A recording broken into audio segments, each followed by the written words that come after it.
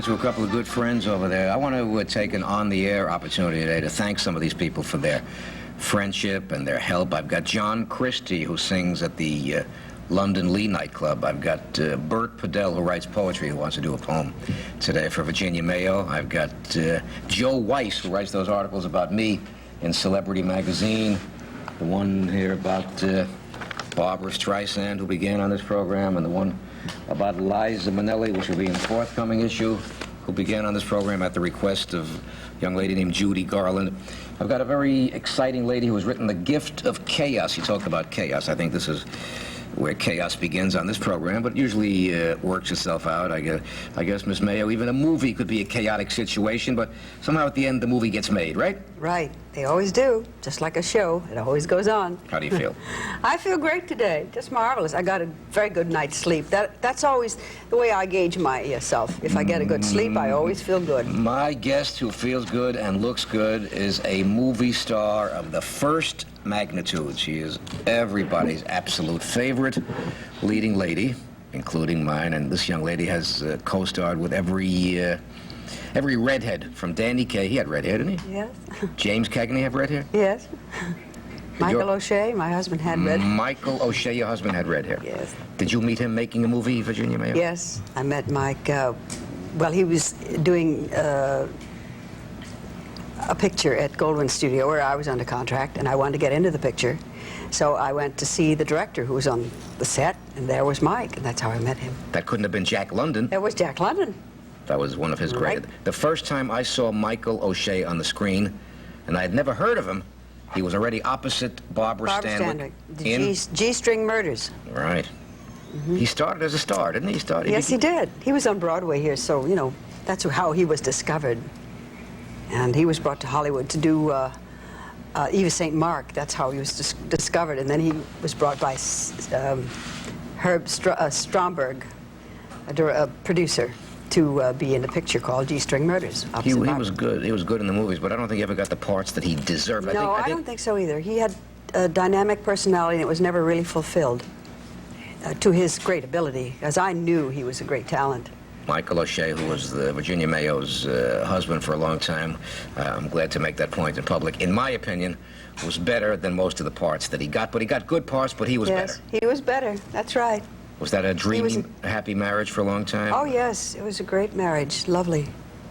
He's missed now very much. I loved him deeply, and now he's gone 3 years. I saw him in a long-running TV series. Everybody on that series is It's gone. A Great Life. Everybody Jimmy is gone. Dunn, Bill Bishop, and Mike. It's called It's a Great Life. Barbara Bates. Barbara Bates and Francis Bavier. It's very scary. And that series wasn't that long ago either. No, it was 1953, 54, 55. Ran 3 years. It was very successful. Everybody loved it. I don't hear anyone ever say they didn't like that series. Did Isn't that amazing? Hollywood ever tend to typecast any of its people? People or Oh, actors? yes, they always tried. But in a way, that wasn't too bad, because the people who were typed made a groove in the public's image as to being that type, so that they were never forgotten, so to speak. Now, I was very versatile, and I didn't make the deep enough groove in the people's minds to have established a type. I was never a type, you see. So that's probably a disadvantage in a way. You think so? I do. You were every kind of a type. I think you made one of the biggest grossing movies ever, called She's Working Her Way Through College. Yes, that's my favorite picture. With Ronald Reagan. Right, and Gene Nelson. Ronald Reagan for the love interest, Gene Nelson for the dancing interest. Yes, and Pat Wymore and Phyllis Thaxter. Don DeFore. It was a great cast. Really a good picture. And then there was a sequel with Virginia Mayo called... She's Back on Broadway. She's Back on Broadway. Well, you're really up on what I've been doing. I know every movie. It's a long time ago, every movie too. from everybody. Now, the other night I watched TV and I saw Captain Horatio Hornblower. Oh, you did? Great. That was marvelous, with Gregory Peck. And you? The one and only Gregory Peck. Were you at all concerned about, or was the director concerned about you having a good English accent?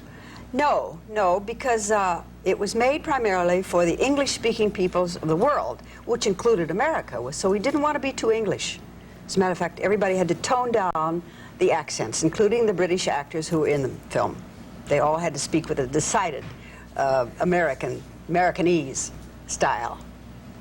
So it turned out to be a great picture. I think Gregory Peck was marvelous in it. He was great to work with, too. I loved him. Superb. Wasn't he marvelous? What a beautiful voice. We did a whole thing here the other day with Louise Reiner talking about a few of her leading men. Yeah. So we can't escape some of the leading men, but of course the star is you. No. Did I ever see you on Broadway with Eddie Cantor? Yes, you did. In? Banjo Eyes was the name of it. You were a baby. You were a I was a little girl. tiny baby. I was only 10 years old. About? No, I was of age. I was in that show, and it was a delight to be in it, working with Eddie Cantor. It was fun. Now, you see, I was with this horse act. Right. The audience, you probably know, but the audience may not know. And we toured vaudeville for many years. Right. Then we were asked to join this show with Eddie Cantor, and Cantor it was a 3 men on a horse put to music. And Cantor was supposed to talk to these horses. And in a dream sequence, the horses were supposed to come to life and tell him the winners. This one particular horse was fashioned to look like Eddie Cantor. Had a black face and big black eyes. The lids would move like Eddie Cantor's eyes were awfully big, if you remember. Sure. And the horse would do this and look funny. And well, Cantor was not really able to work with the horse to the advantage of getting laughs. So they said, well, Virginia, you'll have to do what Cantor was supposed to do. So I did that. And having worked with a horse so much, I knew exactly what the moves were to get the laughs. So I was in that part of the show, and I had a small part, and I did a little dancing in it. I was sort of jack of all trades in the show. Virginia Mayo of all trades. You know who used to sit here and talk about you and Eddie Cantor in that show? Jacqueline and Suzanne. Oh, yeah. She wrote, you know, somebody told me she wrote, she was in the play. Sure. She had a part in it. In Banjo Eyes. Banjo Eyes. She wrote the book, the first one, Valley of the Dolls. She based that character on me, the part of Neely. I heard that rumor. Neely, and a composite of Judy Garland and me. The kid from vaudeville. I was from vaudeville. And that. You know, I used to wonder when Jackie would look at me so much when we were doing rehearsals and doing whatever, and she'd stand there and stare at me. Just stare for the longest time. And I'd say, what is she staring at me for? They still do stare at Virginia Mayo. And I'll tell you one thing that... Maybe she was conjuring up this book in her mind then. King Morton wants to sing some romantic songs to you later on today, so... He does? You better not leave us yet. Oh, no. I just want to make it very official that I've got to see Miss Mayo's current endeavor, and it's called, you tell me. Good news. At the... Paper Mill Playhouse in Millburn, New Jersey. You enjoying that? I am indeed. Will you be traveling with it, too? Well, we're going to one other theater. We're going to Cape Cod at Dennis Hyannis Melody Tent Theater. You know, I look at you, you talk about melody or memory or medley. I think of so many movies. I think of you as James Cagney's very tough wife in White Heat. That was really a great picture. Did you enjoy getting slapped around by James Cagney? Oh, any day. Any day, right? Any day. He was such a talent to work with. Oh, it was so thrilling. You played a mall. Yeah, gun mall. That was fabulous. And with Raoul Walsh directing, who could go wrong? Right. No, when you act with Jimmy Cagney, you don't have to act. You just react, because he just gives off all these fireworks, and you just sit there and just throw back a few. I don't imagine, Miss Mayo, that many people have been in touch with James Cagney recently. He's kind of semi-retired. I know. He's retired, and I had some illness recently. I hope he's over it. A mild stroke, they say. Yeah, I hope he's better. Great person. The whole family is a great group. Who'd you want to be like when you were a kid? Any certain actress that... Well, I wanted to look like Lana Turner. You really did? Yes, I did. But I wasn't looking at all like Lana Turner. The first time you saw yourself on the movie screen, you said to yourself, no. what? I said, oh, no, I'll never make it. Isn't that terrible? You made it. You know who talks about you a lot on our program? Milton Berle. Milton Berle says... Oh, yes, he's great. He's marvelous. He wanted to be as big in movies as on TV, and you were in his... I was in his first picture. I think it was his first starring picture. Always Leave Them Laughing. Always Leave Them Laughing. Didn't quite work out that way in movies for him, but it was a good picture. Oh, well, that doesn't matter. He's a star in so many mediums. That's the answer. You know, he's a star, period. Funny man. Funny man. And you know, Milton does not have any ego, as some people do. You can notice it, but Milton doesn't. He's terribly smart. You know, he grasps things and holds it. And he doesn't have a lot of I love me. You can see it in him. Right. You can see it in people when they like themselves. You really can. He's But not an ego him. man. No, no, he's not. What about Alan Ladd? You worked with Alan Ladd. I did, and I really enjoyed Alan Ladd. He was the sweetest man I ever worked with. Really? Yes, I believe that. He was also typecast as kind of a cold-faced gangster. Yes, After he made this yes. Gun for Hire, he was always... That must have made him sad, though. Alan was sad because he made it monetarily. He was a very rich man. Yes. And he was very talented in his way. He took a lot of criticism from people who would put down his acting ability, which was wrong. Alan was very sensitive, super sensitive. And I think he was a very fine actor. He had a gorgeous speaking voice. He had a style of delivery, which he couldn't do in every phase of acting, but he used it to great advantage in the style that he made his. And in one movie I made with him, I'll never forget the great expressive face he had, a beautiful face, most beautiful face I've ever seen. And in the scene, I was telling him that I had married, and he was in love with me, and this hurt him so deeply. Yes. And when I looked at his face, I saw the hurt on his face. I've never forgotten, because it was a beautiful expression that was captured fully by the camera. He had a beautiful nose, eyes, face. It was really beautiful. And he expressed it more beautifully than I've ever seen it expressed by any actor. This hurt look, this very hurt, touched look. Gorgeous. Sensitive man. Very sensitive man. Short. He was short. He was just my height. Right. I mean, Which is about? I'm about 5'5", 5'6". You generally look taller on the movie screen. Yeah, we usually would arrange it that way. But that doesn't matter when you have good, something. When you My have guest- sparks or You've got the stars. sparks, too. My guest is Virginia Mayo, and we're discussing some of her movies and some of her leading men and some of the...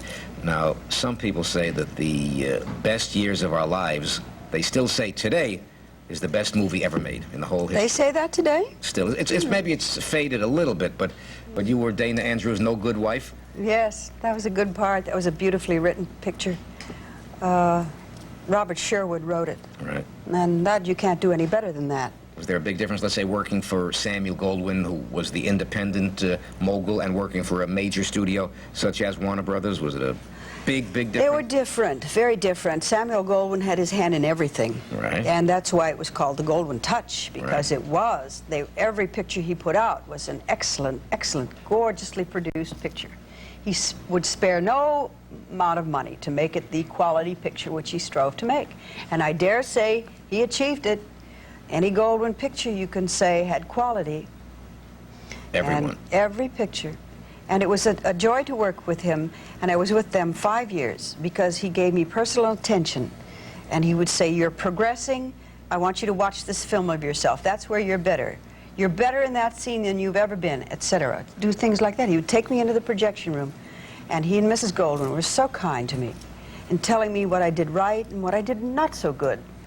And he always sent me to the finest coaches to coach me in speaking and carriage and projection of personality.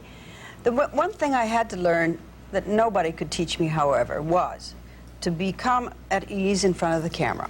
That's one thing I had to overcome. By yourself. Yeah. And I finally did it, and then I start to roll, and I would progress and become easier in my work, and I enjoyed it so much. And then when I did move to Warner Brothers, I must say I was prepared to go into a big major studio. But Goldwyn was he was my preparation point. He was the preparation point, Yes, right. and I was grateful to have him guide me and so on. But when I went to Warner Brothers, Yes. I was able to really start off and roll with all the different varieties of parts I was going to get subsequently. Goldwyn had all the comedians when they were red hot. He had Eddie Cantor long before you, right. but then when he got Danny Kaye and he had Bob Hope, yeah. he needed you to... Yes. Was Danny Kaye tough to keep up with that high energy level? Was he? Oh, no, he was terrific. But you couldn't really sink your teeth into those parts because... No, they weren't meaty roles, really. You would normally just look at Danny Kaye adoringly and, right? Right. Nothing wrong with that, huh? No, Danny was great. As a matter of fact, I worked with Danny in vaudeville once. Right. So I knew him very well. No, we were great friends. You did The Secret Life of Walter Mitty? That was a good picture. Up in Arms? Up in Arms, I played a small part in that. I had to get some training. That was Goldwyn's orders. And then the first one I did with Danny, where I played opposite him, was Wonder Man. Wonder Man, right. And then The Kid from Brooklyn, then Secret Life of Walter Mitty, and then A Song is Born. You've got a medley of hit movies, Virginia Mayo. That's I had a lot of good ones. You've got to do a book. Have you thought about it? I've thought about it. Got to do a book. You got some of the stills home, some of the scrapbooks? Oh, I gave all my memorabilia to USC out in California. They asked for memorabilia, and I gave all those stills to them. But I suppose I could round them up to photograph them for a book, you know, if I needed them. I'm sure they'd let me have access to them. That could be a big Hollywood book, a very important book. Oh, you make me feel good. I don't know. I never thought about doing it because I never thought I had enough following. Don't kid yourself. And I want to say to you, welcome back to the old neighborhood, Broadway. This theatrical district makes you feel a little bit... It does, yeah. It's reminiscent? Real, yeah, very thrilling. The other day, I walked down by the Paramount Theater where Billy Rose's old Diamond Horseshoe used to be. Right, sure. But I suppose there's nothing down there. Empty theater. I think it's called the Mayfair now. It is? That's about it. Wasn't that a great nightclub? Wasn't that clever? I was there once. I saw the Memory Lane review before your time with Joe Howard and with all the old-time stars. And that was...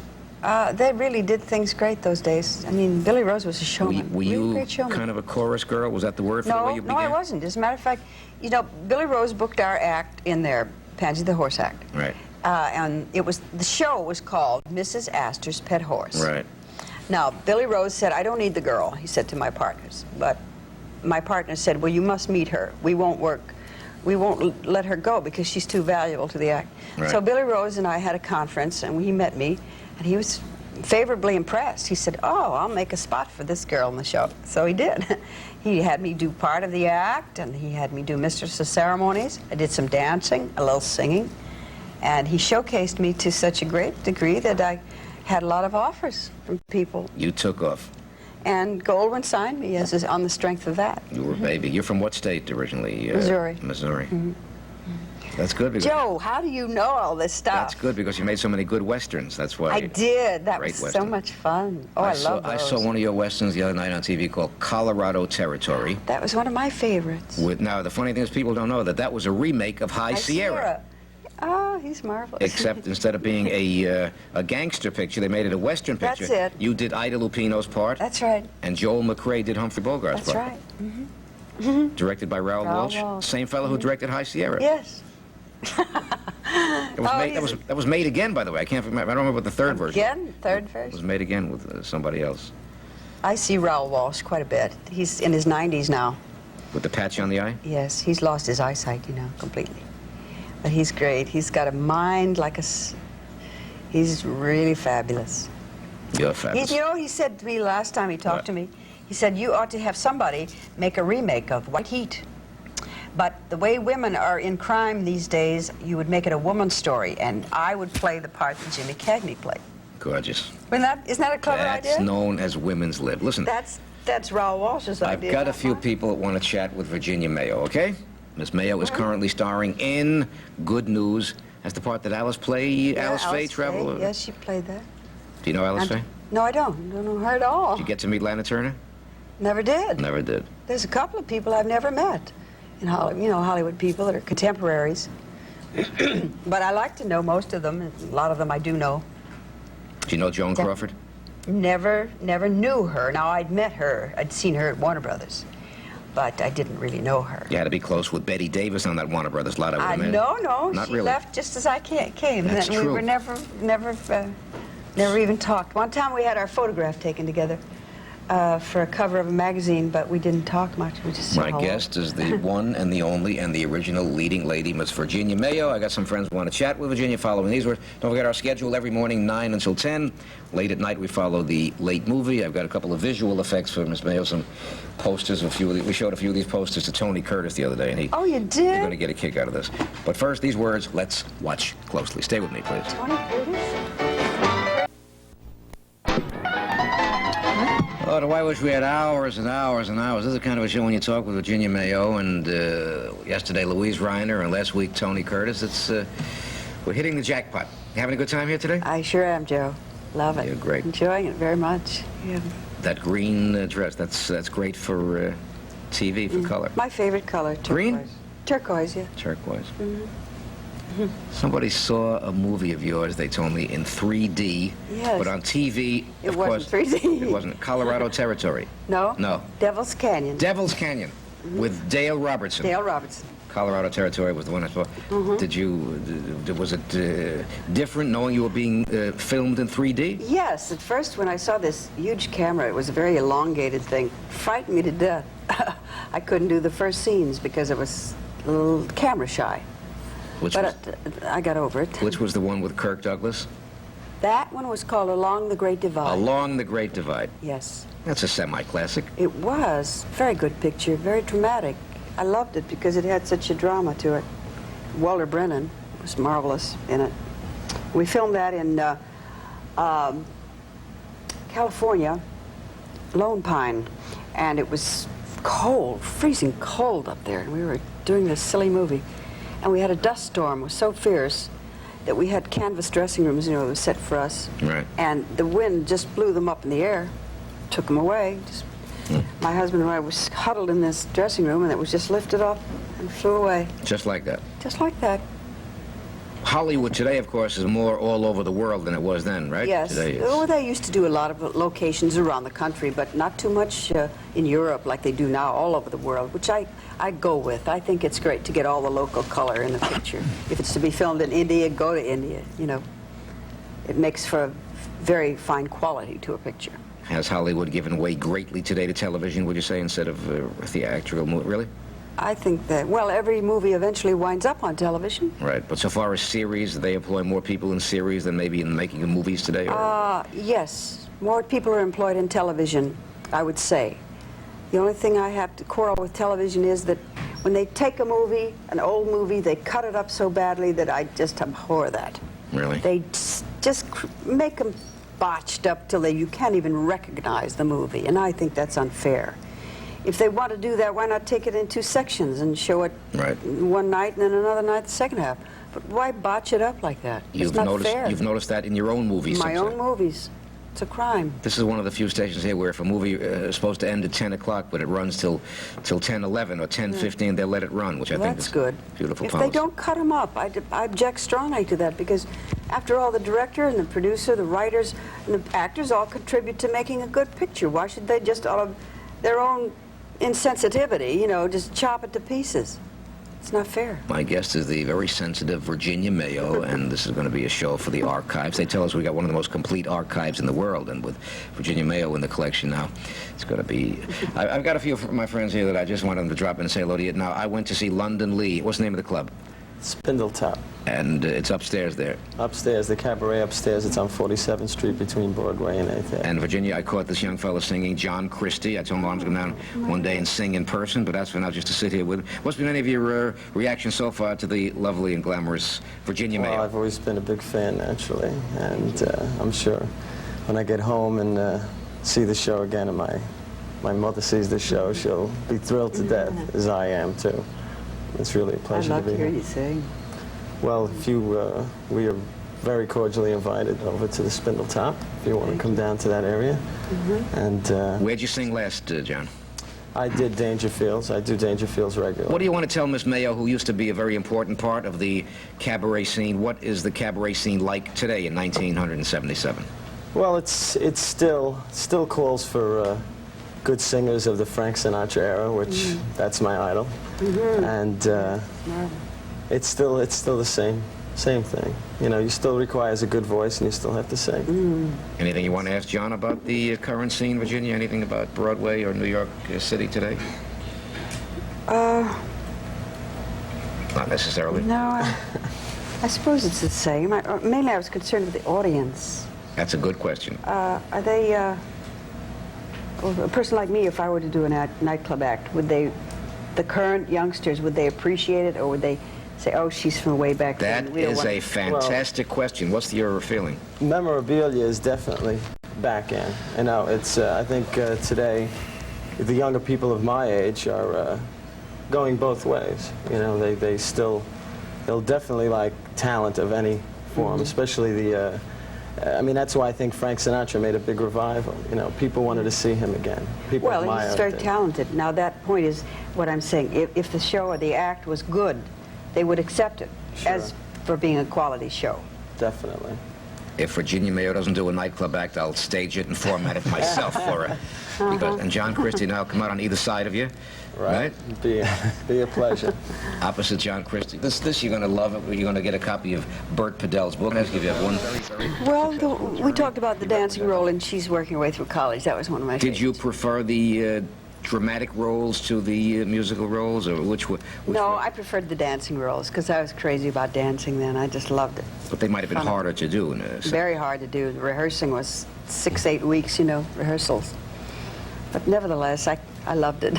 I loved all the parts I played. I'd like to go and do it all over again. It's funny you mentioned about the typecasting. Now, James Cagney, you think he got typecast for a while as a tough guy, as did Edward G. Robinson, but then you did a musical. Yeah, we did a musical together, West Point Story. Which is, I think, the most televised movie on television. I think Is it that's- really? I see I it hope every they don't cut it up. I've seen it cut up badly, and I don't like it.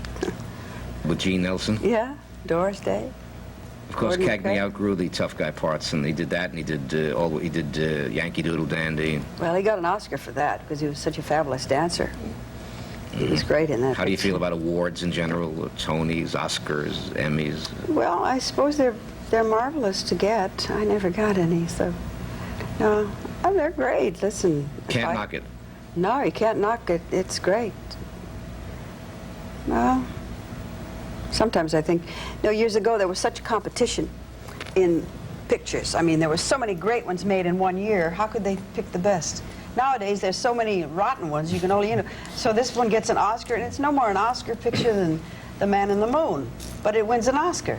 Where the years ago, there was such competition. Now, just past year, they could not find enough 5 leading ladies that had 5 leading roles in pictures to give an Oscar to. So practically an unknown lady got an Oscar for practically her first award. I mean, her first picture, she got an award for being an Oscar winner. Virginia Mayo You know what I mean? knows, and her name was? Louise Fletcher. Ms. Mayo knows whereabouts she speaks.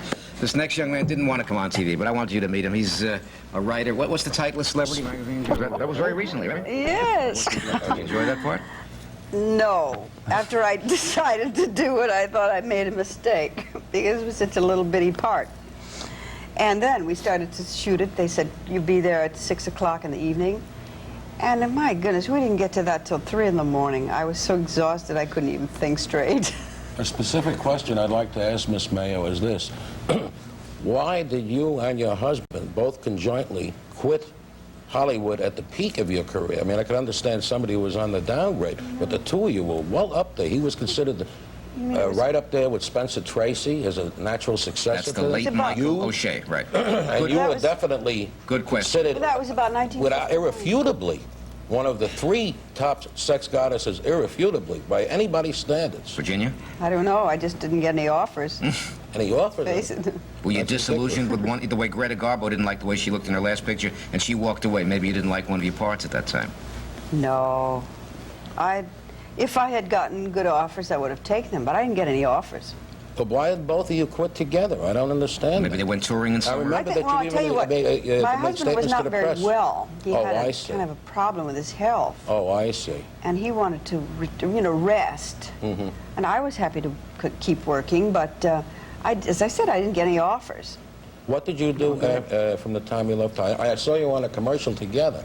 I don't remember what the commercial was about at this late stage, but I know that Was the that two of about you were on a commercial 1960? together, yeah. I did a movie in Europe in 1960, Mm-hmm. and then we went to Ireland, and we looked over Ireland for about an 8-month period, Mm-hmm. and that was way into 1961 and 62 when that happened. So I'd love to know what your name was before it was Virginia Mayo. Virginia Clara Jones. Virginia Jones? Did you make a movie called The Girl on Jones Beach? Yes, That was your beach. my beach. I own the beach. I want to thank Joe Weiss for the nice articles in Celebrity. I want to tell you, Bert, that keep on writing those nice poems. John, you're going to, if Virginia does a nightclub act, you and I are going to join the act, right? Definitely. A couple of Good idea. souvenirs here. Devil's Oh, Canyon. my What is goodness. that? We mentioned that. We mentioned Yeah. that. Yes, that Okay. was made in a prison. All right? What would it Yuma cost? Prison. What would it cost to make She's Back on Broadway today compared to the days when they first made a musical like that? Many, many times more, I'm sure, right? Yes, so. Mayo Marvelous. Oh, isn't that pretty? Who's that kid? It's me. The Iron Oh, Mistress? yeah, the Iron Mistress. I love that. That's one of my favorites. The Big Land. Oh, yeah, the big land. Most of all, a young fellow wants to sing to you, and he'll do it following these words, okay? Stay with us and never leave us. Watch.